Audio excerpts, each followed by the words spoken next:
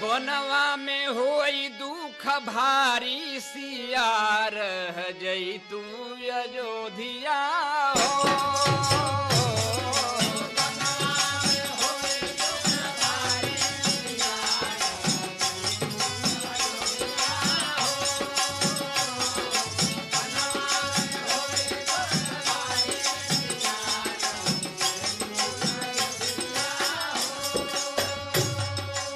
अगम कठिन बन झारी सिया रह जई तू अयोध्या हो।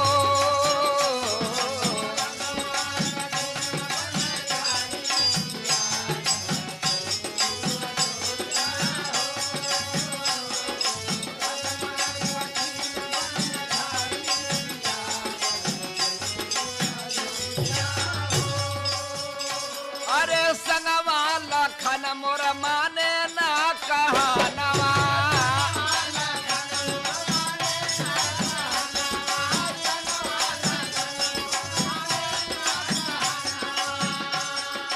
भरत शत्रुघ्न नाही हउए भवनवा।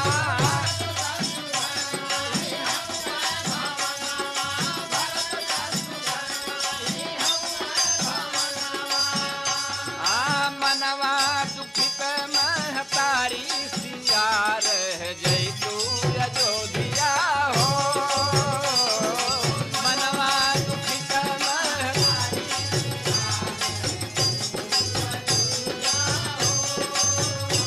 ओ मनवा दुखित महतारी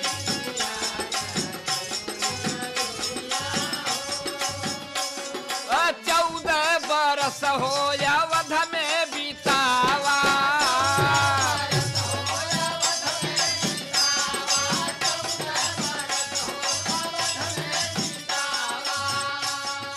माता पिता के दुख में हथवा बटावा।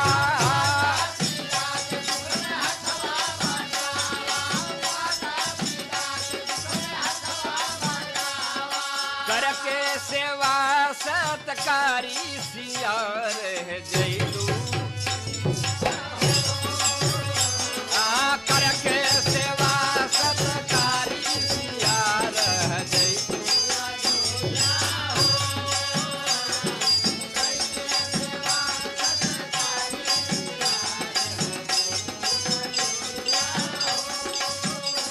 अरे महल का सुख छोड़ बनवा में जई।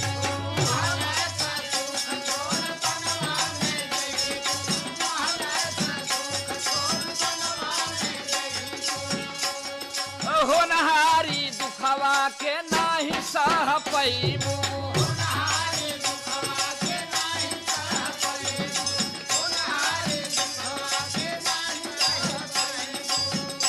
अरे अबही उमर सुकुमारी सिया रह जई तू अयोध्या हो।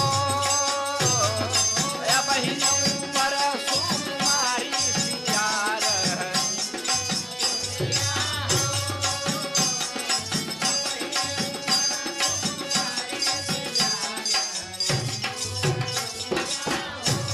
अरे इतना सीनत सिया बोली बचनी।